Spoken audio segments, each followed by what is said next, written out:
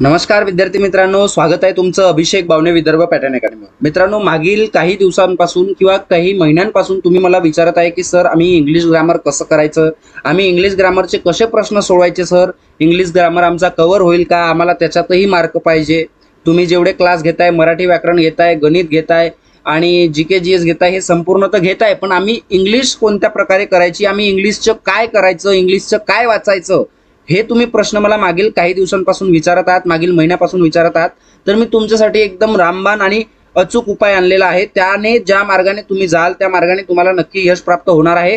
फक्त तुम्ही मेहनतीने केलं पाहिजे, तो मार्ग मी तुम्हाला सांगत आहे। ओके, तर पूर्वी मित्रांनो, जर तुम्ही आपल्या चॅनलवर नवीन असाल तर नक्की सबस्क्राइब करायला विसरायचं नाही। लक्षात आलं का? सबस्क्राइब करा आणि बघा, डेली लाईव्ह क्लास असतो आपला, दररोज दुपारी 12 वाजता असतो आणि दररोज सायंकाळी 7 वाजता असतो। अजून क्लासमध्ये भर पडणार आहे, ज्या दिवशी म्हणजे माहित पडेल आपल्याला की परीक्षा या दिवशी आहे, त्या दिवशी सुद्धा आपण म्हणजे त्या दिवसाच्या आधीपासून जास्त जोरात तयारी चालू करणार आहोत। तोपर्यंत हे दोन लाईव्ह क्लास दररोज दुपारी 12 वाजता आणि सायंकाळी 7 वाजता हे घेत असतो आपण। ओके, तर मित्रांनो, तुमच्या संपूर्ण प्रश्नांची माहिती देण्याकरिता आता आपण तत्पर झालेलो आहे। तुम्हाला इंग्लिश व्याकरण तो कोणत्या प्रकारे तुम्ही इंग्लिश ग्रामरची तयारी करू शकता, त्या संपूर्ण गोष्टीचे उत्तर मी आज या व्हिडिओमध्ये देणार आहे। तुम्हाला काय करायला पाहिजे, तुम्ही काय केलं पाहिजे आणि काय करू नये, या संपूर्ण प्रश्नाची उत्तरे मी तुम्हाला देतो आहे। फक्त तुम्ही व्हिडिओला शेवटपर्यंत राहा आणि जास्तीत जास्त मित्रांपर्यंत शेअर करा आणि डेली लाईव्ह क्लासला हजर राहत चला। ओके, संपूर्ण प्रकारचे बॅचेस सर्व आपण उपलब्ध केलेले आहेत। तर वळूया मित्रांनो आपल्या मुद्द्याकडे। यामध्ये मी मुद्देसूद माहिती तुम्हाला देणार आहे, मुद्देसूद माहिती ऐकून घ्या। त्यामध्ये काय काय मी सांगत आहे त्या गोष्टी आकलित करा। ओके, आणि संपूर्ण गोष्टी समजून घ्या की तुम्हाला ती पोस्ट भेटल्यावर तुम्हाला काय करावं लागेल, त्या पोस्टमध्ये तिथे जागा कशा कशा आहेत, तिथं कोणकोणत्या जागा आहेत, ह्या संपूर्णची माहिती मी या व्हिडिओमध्ये तुम्हाला देत आहे। तर तुम्ही शेवटपर्यंत व्हिडिओला थांबायचं आहे। चला तर बघूया मित्रांनो, आधी मी काय सांगतोय तुम्हाला लक्ष द्या इकडे। आधी बघा मी काय सांगतो आहे, तर आधी या ठिकाणी बघा, गट ड वर्ग 4 समकक्ष रिक्त पदे भरण्याकरिता जाहिरातीचे परिशिष्टवन। बघा, आजपर्यंत मी हा चार्ट तुम्हाला दाखवलेला नाही। ओके, हा चार्ट दाखवलेलाच नाही किंवा आपण या चार्टवर विचारच केला नाही, आपण फक्त फॉर्म भरून ठेवला आहे। तिथे काय काम असणार आहे, काय नाही असणार आहे, हे तुम्हाला माहीतच नाही। तर बघा, या ठिकाणी हे संपूर्ण पदाची जाहिरात आणि त्यामध्ये कोणकोणते काम आहेत, कोणकोणते पद आहेत, हे तुम्हाला माहिती नाही। तर बघा, या ठिकाणी वैद्यकीय व औषधे द्रव्य विभागाच्या अधीनस्थ असलेले नागपूर जिल्ह्यातील शासकीय वैद्यकीय दंत आयुर्वेदिक महाविद्यालय व संलग्नित रुग्णालय याच्याकरिता ही भरती आहे। आज तुम्हाला माहिती झाले असेल, हे बघा नागपूर जिल्ह्यातीलही म्हटलं आहे। ओके, नागपूर मेन नागपूर ठिकाणातलंच नाही तर नागपूर जिल्ह्यातही।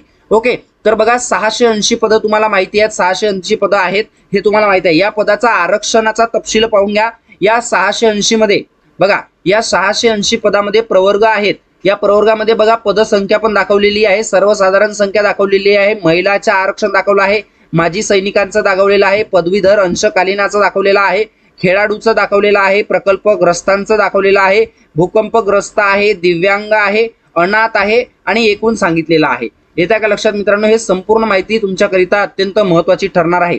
ओके, तर बघून घ्या हा व्हिडिओ काय मी सांगतो आहे। पहिला आहे अनुसूचित जाती। ओके, अनुसूचित जाती यासाठी बघा 13% आरक्षण आहे। या 680 पदापैकी पदसंख्या एकूण 100 पदसंख्या आहे। त्या ठिकाणी सर्वसाधारणासाठी 29 आहे आणि 31 महिलांसाठी आहे। बघा, 31 महिला त्या ठिकाणी घेतले जातील। अनुसूचित जाती म्हणजे एससी लोकांसाठी, शेड्यूल कास्ट जे मी म्हणतो आहे, समजून घ्या। 29 जागा आहेत सर्वसाधारण पुरुषांसाठी आणि महिलांसाठी 31 आहेत, त्यामध्ये 30% आरक्षण। आणि माजी सैनिकांसाठी बघा 14 जागा आहेत। त्यानंतर पदवीधर अंशकालीन आहेत त्याकरिता 11 जागा, खेळाडू लोकांसाठी 5 जागा आहेत आणि प्रकल्पग्रस्तांसाठी 5, त्यानंतर भूकंपग्रस्तांसाठी आहेत 1 जागा, दिव्यांगासाठी आहेत 3 जागा आणि अनाथ जे असतील त्या मित्रांसाठी आहेत 1 जागा। आलं का लक्षात? म्हणजे या ठिकाणी एससी ची, ओके, हे एससीचं आपण आरक्षण दाखवलेलं आहे, एससीच्या जागा दाखवलेल्या आहेत। ओके, त्यानंतरचं बघा, त्यानंतरचा दुसरा मुद्दा आहे एसटीचा। एसटी म्हणजे अनुसूचित जमाती। आलं लक्षात? यांना 7% आरक्षण आहे जागांमध्ये। बघा, सर्वसाधारण म्हणजे एकूण पदसंख्या या ठिकाणी 54 आहे। एकूण सर्वसाधारण पुरुषांसाठी 18 जागा आहेत, त्यानंतर महिलांसाठी 16 जागा आहेत। ओके, माजी सैनिक जे असतील त्यांच्यासाठी 8 जागा आणि पदवीधर अंशकालीन आहेत त्यांच्यासाठी 6 जागा, त्यानंतर खेळाडू लोकांसाठी 5, प्रकल्पग्रस्तांसाठी 2, भूकंपग्रस्तांसाठी 1, दिव्यांगासाठी 1 आणि अनाथ लोकांसाठी 0 जागा या ठिकाणी दर्शवलेली आहे। त्याचबरोबर एकूण 54 जागा हे एसटी या म्हणजे एसटी जमातीसाठी दाखवण्यात आलेल्या आहेत, त्यांच्यासाठी ठेवल्या आहेत। मग विजा अ त्यांच्यासाठी 31%, त्यामध्ये एकूण पदसंख्या 31 आहे, 13 पुरुष आहेत, 9 महिला, 4 माजी सैनिक आणि हे तुम्ही वाचून घ्यायचं आहे. त्यानंतर भज ब 19 जागा आहेत टोटल, 8 पुरुषांसाठी आहेत आणि 6 महिलांसाठी, माजी सैनिकांसाठी 2. त्यानंतर बघा भज क साठी 37 जागा आहेत टोटल, एकूण 16 जागा पुरुषांसाठी आहेत, 10 जागा महिलांसाठी आहेत, माजी सैनिकांसाठी 5 आहेत. ओके. त्यानंतर बघा भज ड. ओके, लक्षात घ्या भज ड या पदासाठी म्हणजे भज ड या प्रवर्गासाठी बघा भज ड साठी 19 जागा आहेत टोटल, 8 पुरुषांसाठी, 6 महिलांसाठी आणि 2 माजी सैनिकांसाठी. विमा प्र साठी 19 जागा टोटल आहेत, 12 पुरुषांसाठी आहेत आणि 5 महिलांसाठी, माजी सैनिकांसाठी 1. इतर मागासवर्गीय वर्ग, आलं का लक्षात? इतर मागासवर्गीय वर्ग म्हणजे ओबीसी साठी लक्षात ठेवा, OBC other backward class, okay, यांच्यासाठी 160 जागा आहेत टोटल 160 जागा आहेत बघा मित्रांनो. आणि 46 जागा हे पुरुषांसाठी आहेत, मेल ज्यांना म्हणू आपण, हे पुरुषांसाठी 46 जागा आहेत. त्यानंतर 48 जागा ह्या महिलांसाठी आहेत आणि 25 जागा ह्या स्वातंत्र्य सैनिकांसाठी आहेत आणि पदवीधर अंशकालीन जे आहेत त्यांच्यासाठी 15 जागा आहेत. हे संपूर्ण जागा तुम्ही टोटली गिनून घ्या. दिव्यांगासाठी 6 आहेत आणि बघा अनाथ बालकांसाठी 1 जागा आहे. म्हणजे या ठिकाणी बघा ओबीसी मध्ये किंवा एसटी मध्ये किंवा तुम्ही बघाल एससी मध्ये या ठिकाणी महिलांसाठी जागाचा प्रमाण थोडा जास्त आहे, 2-4 जागांनी. ओके, लक्षात घ्यायचं आहे. हे सर्व तुम्ही लक्षात ठेवायचं आहे. येत्या लक्षात. त्यानंतर हे दुर्बल घटक, आर्थिक दुर्बल घटकांसाठी 73 जागा आहेत टोटल, 24 पुरुषांसाठी आहेत आणि महिलांसाठी 23 आणि माजी सैनिकांसाठी 10 आहेत बघा. ओके, आणि दिव्यांगासाठी 2 जागा आहेत. एकूण 73 जागा ह्या आर्थिक दुर्बल घटकांसाठी आहेत. त्यानंतर अराखीव, ओके, अराखीव मध्ये हे येणार आहेत 168 जागा, आलं का लक्षात? अराखीव मध्ये 168 जागा येणार आहेत. ओपन, यस, 50 जागा पुरुषांसाठी, 50 जागा महिलांसाठी, 24 जागा ह्या स्वातंत्र्य सैनिक माजी सैनिकांसाठी आणि 17 जागा ह्या पदवीधर अंशकालीन पदवीधर आहेत त्यांच्यासाठी बघा. त्यानंतर अनाथ जे आहेत त्या अनाथांसाठी 1 जागा आहे आणि दिव्यांगासाठी 7 जागा, एकूण 168 जागा त्या ठिकाणी तुम्हाला पाहायला मिळणार आहेत. ओके, हे तर झालं संपूर्ण जाग्याची टोटल, आलं का लक्षात? संपूर्ण जाग्याची टोटल आपण या ठिकाणी पाहिलेली आहे. या 680 मध्ये पुरुषांसाठी 224 जागा आहेत, महिलांसाठी 204, माजी सैनिकांसाठी 95, अंशकालीन पदवीधरांसाठी 64, हे 30 आहेत बघून घ्या. 9, 21 हे दिव्यांगासाठी 21 आहेत आणि अनाथ लोकांसाठी 3 जागा आहेत. म्हणजे एकूण 680 जागा अशा भरल्या जातील, आलं का लक्षात? हे संपूर्ण माहिती अतिशय महत्वाची आहे. मी तुम्हाला इंग्लिश ग्रामरचं सांगतो, तुम्ही फक्त पेशन्स ठेवा, हे संपूर्ण गोष्टी ऐकून घ्या. बघा, लक्षात आलं का? तर या ठिकाणी ही संपूर्ण बघा ही माहिती तुम्ही वाचणं गरजेचं आहे. टिप बघा, उपरोक्त नमूद आरक्षणाची गणना ही सर्व संस्थांनी दिलेल्या माहितीच्या आधारावर संकलित करून नमूद करण्यात आलेली आहे. बघा, पहिला आहे शासकीय वैद्यकीय महाविद्यालय नागपूर, जीएमसी. ओके, त्यानंतर शासकीय वैद्यकीय महाविद्यालय व रुग्णालय नागपूर, त्यानंतर इंदिरा गांधी शासकीय वैद्यकीय महाविद्यालय नागपूर, इंदिरा गांधी शासकीय वैद्यकीय महाविद्यालय व रुग्णालय नागपूर, ग्रामीण आरोग्य प्रशिक्षण केंद्र सावनेरच्याही जागा या ठिकाणी आहेत, हे वाचून घ्या. त्यानंतर शासकीय दंत महाविद्यालय व रुग्णालय नागपूर, शासकीय वैद्यकीय महाविद्यालय व अतिविशेषोपचार रुग्णालय नागपूर, शासकीय आयुर्वेद महाविद्यालय नागपूर आणि शासकीय आयुर्वेद रुग्णालय नागपूर. म्हणजे या ठिकाणी सावनेरची सुद्धा जागा इन्सर्ट करण्यात आलेली आहे, आलं का लक्षात? सावनेरची सुद्धा जागा त्या ठिकाणी आहे, असा हा तुम्हाला या ठिकाणी माहिती दिलेली आहे. ओके, तर बघा त्या ठिकाणी आता कोणते कोणते पद आहेत हे सुद्धा आपण तुम्हाला सांगणार आहोत. ओके, तर बघा हे नागपूरसाठी आहे, तर नागपूरला टोटल कुठे? नागपूरला शासकीय वैद्यकीय महाविद्यालय म्हणजे जीएमसी साठी एकूण 66 पदे आपल्याला भरायची आहेत. ठीक आहे. त्यानंतर बघा शासकीय वैद्यकीय महाविद्यालय व रुग्णालय नागपूर या ठिकाणी एकूण वर्ग 4 ची 344 पदे भरायची आहेत, आलं का लक्षात? 344 पदे भरायची आहेत. त्यानंतरचा पहा, त्यानंतर बघा शासकीय वैद्यकीय महाविद्यालय व अतिथ्य विशोपचार रुग्णालय नागपूर या ठिकाणी भरायची पदे 19 पदे भरायची आहेत. ओके, त्यानंतरचा पहा, त्यानंतरचा आहे ग्रामीण आरोग्य प्रशिक्षण केंद्र सावनेर जिल्हा नागपूर या ठिकाणी एकूण 11 पदे भरायची आहेत. लक्षात आलं का? एकूण 11 पदे वर्ग 4 ची त्या ठिकाणी भरायची आहेत. त्यानंतरचा समजून घ्या, इंदिरा गांधी शासकीय वैद्यकीय महाविद्यालय नागपूर या ठिकाणी 57 जागा भरायच्या आहेत. अजून त्याच्यानंतर खाली बघा इंदिरा गांधी शासकीय वैद्यकीय महाविद्यालय व रुग्णालय यामध्ये एकूण आपल्याला 135 जागा भरायच्या आहेत। त्यानंतरचा पहा, त्यानंतर आहे शासकीय दंत महाविद्यालय व रुग्णालय नागपूर, या ठिकाणी आपल्याला 22 जागा भरायच्या आहेत। त्यानंतर शासकीय आयुर्वेद महाविद्यालय नागपूर, या ठिकाणी आपल्याला 3 जागा भरायच्या आहेत। म्हणजे अशा टोटल जागा आपल्याला भरायच्या आहेत। शासकीय आयुर्वेद रुग्णालय नागपूर या ठिकाणी 23 जागा भरायच्या आहेत। आणि त्यानंतर बघा, त्यानंतर आता ही अत्यंत माहिती, तुम्हाला अत्यंत महत्त्वाची माहिती, जे तुम्ही वारंवार विचारता, सर कोणतं काम असेल, सर काय असेल, तर बघा परिशिष्ट 2 नुसार मित्रांनो या ठिकाणी आपण माहिती पुरवलेली आहे। ती माहिती तुमच्या समोर सरळ सरळ पहा। गट ड वर्ग 4 संवर्गातील समकक्ष पदे सरळ सेवा भरती 2023 अजूनपर्यंत परीक्षा यायला आहे। आल्याच्या नंतर मी नक्कीच सांगणार आहे। व्हिडिओ शेवटपर्यंत पहा, संपूर्ण शंका निरसन या ठिकाणी होणार आहे। त्यानंतर बघा संस्थानिहाय रिक्त पदांचे पदनाम, बघा संस्थेचं नाव, ओके, संस्थेचं नाव मध्ये काय दिले आहे, शासकीय वैद्यकीय महाविद्यालय नागपूर, यामध्ये प्रयोगशाळा परिचर चपराशी, प्रयोगशाळा सेवक, श्रेक कर्मचारी, हमाल, 6वा कक्ष परिचर, ग्राउंडमॅन, गँगमॅन, प्राणी संग्रहालय परिचर, लक्षात ठेवा बरं का। त्यानंतर 10वा अंधार खोली परिचर, 11वा माळी, 12वा संग्रहालय परिचर, 13वा चौकीदार, त्यानंतर 14वा बघा स्वच्छ विच्छेदन कक्ष परिचर, आणि 15वा आहे फर्रास। म्हणजे एकूण 15 पदे त्या ठिकाणी भरायची आहेत। एकूण 15 पदे त्या ठिकाणी काय करायची आहेत, भरायची आहेत, हे लक्षात ठेवा। त्यानंतर बघा इकडे इंदिरा गांधी शासकीय वैद्यकीय महाविद्यालय व रुग्णालय नागपूर, या ठिकाणी अंधार खोली परिचर, कक्ष सेवक किंवा रुग्णसेवक ज्याला म्हणतात। त्यानंतर 3रा स्टोर बॉय, कक्ष आया, महिला ज्या म्हणतात, महिला आया। त्यानंतर 5वा सहाय्यक स्वयंपाकी, त्यानंतर टेबल परिचर, रुग्णपट वाहक, त्यानंतर किरण परिचक, दूरध्वनी संदेश वाहक, त्यानंतर 10वा पद आहे सुरक्षा रक्षक किंवा पहारेकरी, त्यानंतर 11वा अपघात स्वच्छक, त्यानंतर 12वा आहे माळी, त्यानंतर 13वा आहे शिपाई कनिष्ठ चपराशी, त्यानंतर 14वा वार्ड आया, 15वा कुली, ओके, 16वा बघा औषध भंडार परिचर, 17वा आहे अधिक चतुर्थ श्रेणी कर्मचारी, ओके। म्हणजे संपूर्ण पदांची माहिती मी या ठिकाणी देतो आहे, हे लक्षात घेऊन घ्या, म्हणजे कोणतं कामं तुम्हाला त्या ठिकाणी असतील। त्यानंतर दुसरा आहे शासकीय वैद्यकीय महाविद्यालय व रुग्णालय नागपूरमध्ये लागणाऱ्या जागा।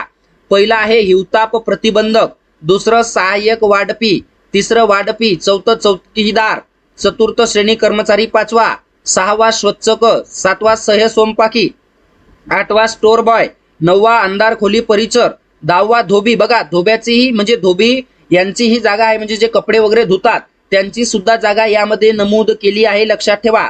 त्यानंतर औषधालय परिचर, त्यानंतर 12वा फर्रास, त्यानंतर 13वा हमाल, 14वा कनिष्ठ परिचर, 15वा कक्ष सेवक, 16 मसालची, 17वा मजूर, मजुराच्याही सुद्धा जागा आहेत बरं का, लक्षात ठेवा। 18वा आहे चपराशी, 19वा आहे रुग्णपट वाहक, त्यानंतर 20वा आहे टेबल अटेंडंट, त्यानंतर आहे टी बॉय, लक्षात ठेवा बरं का, टी बॉयच्याही जागा आहेत। 22वा कक्ष परिचर, 23वा आया, त्यानंतर 24वा मेल सर्वंट, त्यानंतर 25वा आहे किरण परिचर, आणि 26वा आहे प्रयोगशाळा सेवक। ह्या संपूर्ण पद त्या ठिकाणी भरली जाणार आहेत तुमच्या परीक्षेच्या मार्फत।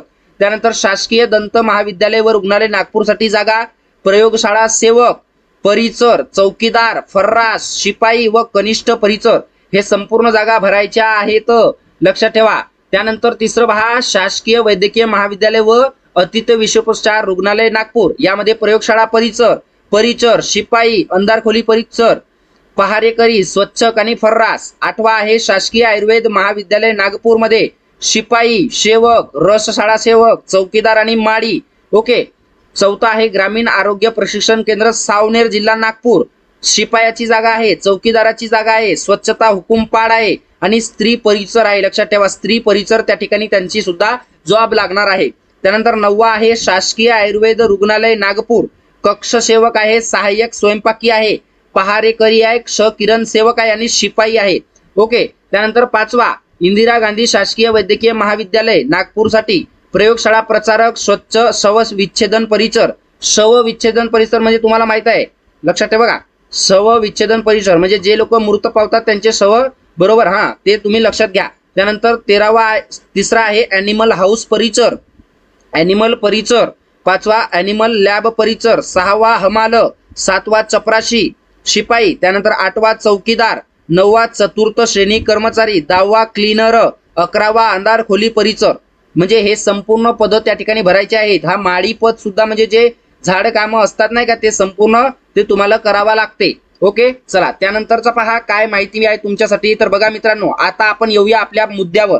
ज्या मुद्द्याने आपण ज्या टॉपिकने आपण क्लास घेतलाय कशाचा, की तुम्हाला काय वाचावं लागेल, तुम्हाला कोणता अभ्यास करावा लागेल, तुम्हाला कसा अभ्यास करायचा आहे. इंग्लिश ग्रामर, मराठी ग्रामर, इतिहास, भूगोल है ना, नागरिक शास्त्र, राज्यशास्त्र, अंकगणित, बुद्धिमत्ता, ह्या संपूर्ण म्हणजे जे काही टॉपिक आहेत त्याचा अभ्यास कसा करायचा, ह्याच प्रश्नांचा विचार तुम्हाला आला.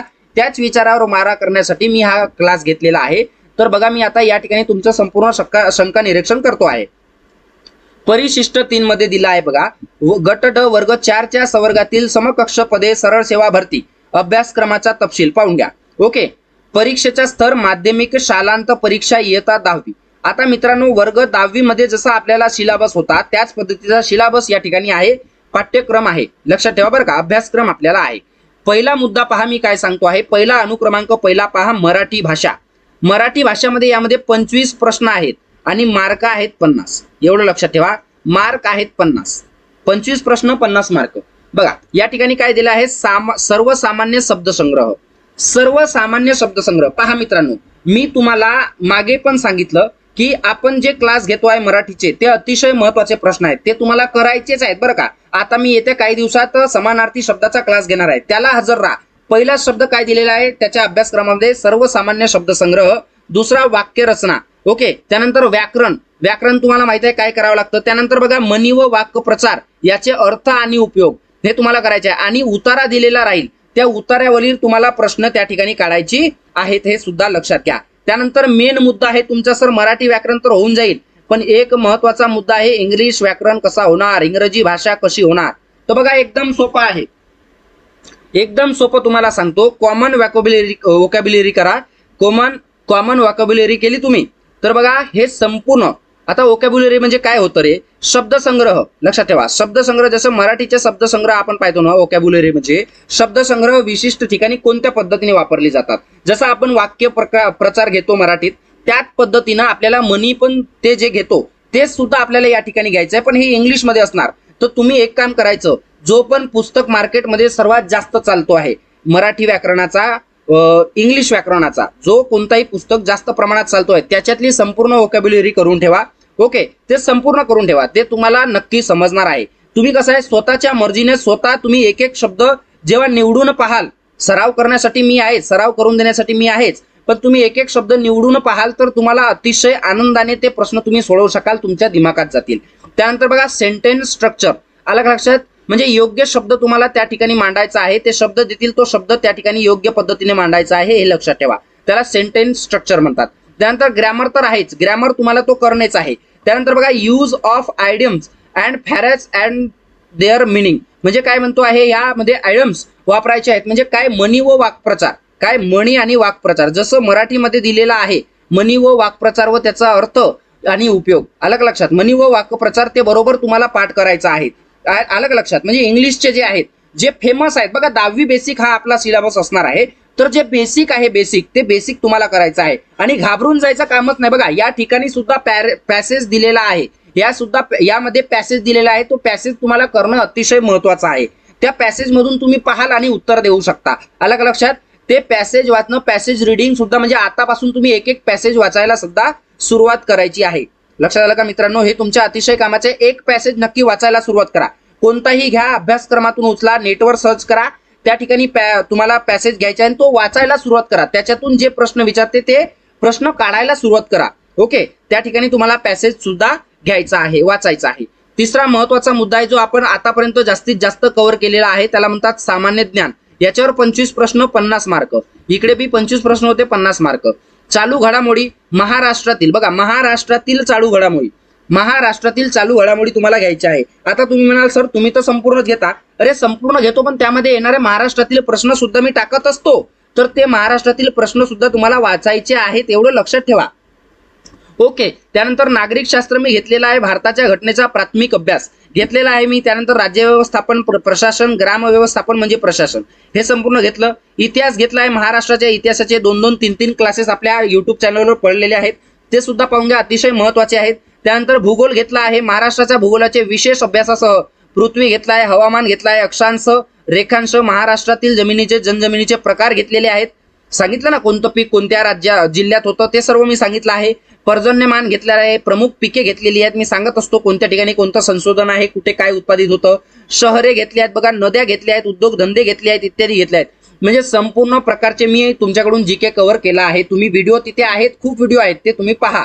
त्यानंतर अर्थव्यवस्थेचा घेतलाय, अर्थशास्त्राचा प्रश्न घेतलाय मी, त्याच्यावरील प्रश्न घेतले आहेत. राष्ट्रीय उत्पन्न घेतलाय, शेती घेतलाय, उद्योग घेतलाय, परकीय व्यापार घेतलाय, बँकिंग घेतलाय, बँकिंग बद्दल सांगत असतो, लोकसंख्येबद्दल घेतलाय, दारिद्र्य व बेरोजगारी याच्याबद्दल म्हणजे आपण घेतलं नाही, मुद्रा आणि राजकोषीय नीती याच्याबद्दल घेतलं नाही, पण आपण लगेचच घेणार आहोत. अलग लक्षात. परीक्षा येता येता तुमचा खूप जास्त रिव्हिजन होणार आहे. त्यानंतर तसेच शासकीय अर्थसंकल्प, लेखा परीक्षण, लेखा इत्यादी हे संपूर्ण आपण कव्हर अप केलेलं आहे. सामान्य विज्ञानामध्ये बघा भौतिकशास्त्र आपलं बाकी आहे, रसायनशास्त्राचा घेतला आपण, जीवशास्त्राचा घेतला आहे. आलं लक्षात. म्हणजे हे संपूर्ण काही प्रश्न त्या ठिकाणी घेतलेले आहेत. ओके. त्यानंतर राहिला विषय फक्त चौथा म्हणजे बुद्धिमत्ता चाचणी व अंकगणिताचा. आता तुम्ही म्हणाल की सर काहीच व्हिडिओ, फक्त काही व्हिडिओ तुम्ही अपलोड केलेले आहेत, तर त्या ठिकाणी पूर्ण व्हिडिओ अपलोड करा अशी तुमची मागणी राहील. तर बघा, बुद्धिमापन चाचणी, उमेदवार किती लवकर व अचूकपणे विचार करू शकतो हे आजमावण्यासाठी प्रश्न. अलग लक्षात. म्हणजे बुद्धिमापन चाचणी अशी थोडीशी ऍडव्हान्स लेवलची तुम्ही वाचायची आहे, करायची आहे. ते मी स्वतः घेणार आहे, तुम्ही काळजी करू नका. ते आपणच घेऊ, आपल्या चॅनलवर घेऊ. फक्त तुम्ही चॅनलला सबस्क्राईब करा, आपल्या मित्रांपर्यंत शेअर करा, एवढंच पाहिजे. आपण कोणताही 1 रुपया घेत नाही आहोत. ते जे सर्व काही आहे ते माहिती तुमच्यासाठीच आहे. त्यामध्ये होणारे संपूर्ण टॉपिक ते आपण तुम्हाला लवकरच कव्हर करून देणार आहोत. अंकगणितामध्ये बघा, बेरीज, वजाबाकी, गुणाकार, भागाकार, दशांश अपूर्णांक व टक्केवारी हे संपूर्ण तुम्हाला सोडवायचं आहे. टक्केवारी, दशांश अपूर्णांक, भागाकार, गुणाकार, वजाबाकी, बेरीज, अंकगणित. आता म्हणा अंकगणितामध्ये या बेरीज, वजाबाकी, गुणाकार, भागाकार याच्यावर असे अनेक प्रश्न येतात. अलग लक्षात. हे खूप जास्त प्रश्न येत असतात. तर त्याच्यावर टॉपिकवर संपूर्ण काही त्या ठिकाणी तुम्हाला अभ्यास करायचा आहे. एवढा सोपा सिलेबस आहे, एवढा जबरदस्त सिलेबस आहे, हा तुम्ही एकदम कव्हर करू शकता. बाकीच्या सर्व मी तुम्हाला कव्हर करून दिलेला आहे. आणि मित्रांनो, तुम्ही चॅनलवर नवीन राहता तर त्यावेळी तुम्हाला सबस्क्राईब करायचं आहे, हे नक्की तुम्ही लक्षात ठेवायचं आहे. येते का मुद्दा लक्षात तुमच्या मित्रांनो? तर त्या ठिकाणी बघा, चॅनलला सबस्क्राईब करणे हा पहिला हेतू ठेवा. चॅनलला सबस्क्राईब करणे हा तुम्ही पहिला हेतू ठेवायचा आहे. आता ही माहिती अत्यंत तुमच्या महत्वाची होती, कामाची होती. इंग्लिश ग्रामर कसा करायचा हे तुम्हाला सांगितलं, तुम्ही स्वतः स्वबळीने करा. ओके. आणि त्या कोणत्या तरी एक चर्चित जे पुस्तक आहे, त्या चर्चित पुस्तकातून तुम्ही वोकॅब्युलरी वगैरे, आयडम्स फॅरेस करा, सेंटेन्स स्ट्रक्चर करा, कॉम्पॅरिझन ऑफ पॅसेज, म्हणजे ते वाचून करा. अलग लक्षात. म्हणजे तुम्ही स्वतःहून कराल तर तुमच्या नक्की लक्षात राहणार आहे. आणि परीक्षा येतच आहे, येणारच आहे. लक्षात ठेवा. तुम्ही अभ्यासाला कंटाळू नका. अभ्यास जोराचा करत राहा, रेग्युलर करत राहा. ओके. आणि आपल्या चॅनलवर नवीन असाल तर नक्की सबस्क्राईब करा. भेटूया नवीन प्रश्नासह, नवीन माहितीसह. तोपर्यंत तुम्ही आपले दररोज जीकेचे क्लास असतात, डेली लाईव्ह क्लास असतात. दररोज प्रत्येक प्रकार घेतो आपण. मराठी व्याकरण घेतो, गणित घेतो, बुद्धिमत्ता घेतो, जीके घेतो, जीएस घेतो. संपूर्ण काही सिलेबस तुमच्याकडून कव्हर करत असतो. ओके. प्रत्येक परीक्षेचा फॉर्म भरा. पोलीस भरती असो, संपूर्ण सरळ सेवा, आरोग्य सेवक, ग्रामसेवक, सर्व पद्धतीचे तुम्ही फॉर्म भरायचे. तुम्ही सेंट्रलचे पण भरले तरी आपले क्लास तुम्हाला अत्यंत महत्वाचे ठरणार आहेत. आलं लक्षात. म्हणजे दररोज दुपारी 12 वाजता आणि दररोज सायंकाळी 7 वाजता यायला विसरायचं नाही. चला मित्रांनो, तोपर्यंत इतकीच माहिती तुम्हाला अतिशय महत्वाची ठरणार आहे. तर वळूया आपल्या विश्रांतीकडे. तर भेटूया नवीन प्रश्नासह, नवीन माहितीसह. तोपर्यंत बाय, टेक केअर, काळजी घ्या. अभ्यास करा, अभ्यासाला गती द्या. यावर्षी काम होणारच आहे. मी भेटतो तुम्हाला दररोज दुपारी 12 वाजता, सायंकाळी 7 वाजता. भेटूया नवीन क्लासमध्ये. धन्यवाद.